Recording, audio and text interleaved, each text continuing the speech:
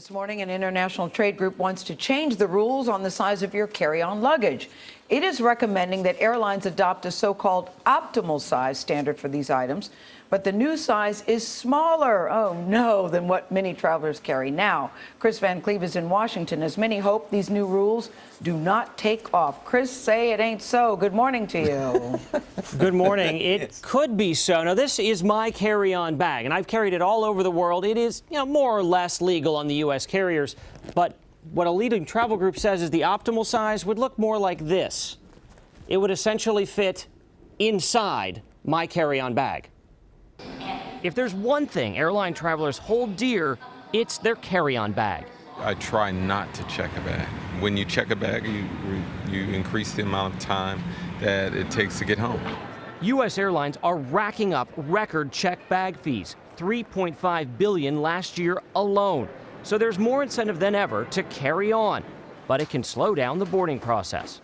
Right now, there is no standard size for a carry-on bag. What that means is what might fit with relative ease at one airline may not fit at all at another.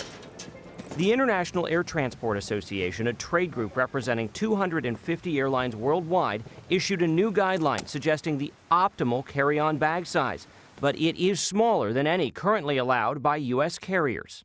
Around the world, we see a lot of different sizes, and there's a lot of confusion for passengers. Chris Goder is an IATA spokesman. He says the new bag was designed so if everyone on the plane carried one on, they'd all fit. You can just have the certainty that your bag is going to get on and even fit under the seat in front of you. I think maybe it's the beginning of a solution as opposed to maybe the actual solution. Ben Mutzabaugh writes an aviation blog for USA Today and says the airlines realize the lack of a standardized carry-on bag size is a problem. If you start seeing global airline after global airline adopt this, there will be more pressure for a standard that could hit the U.S. airlines. Right now, I'm a little skeptical that the U.S. airlines will go ahead with this. There would be some backlash. Business traveler John Seidel struggled for words at the thought his carry-on might one day need to shrink. If I lost an inch, I'd probably have to check it every time.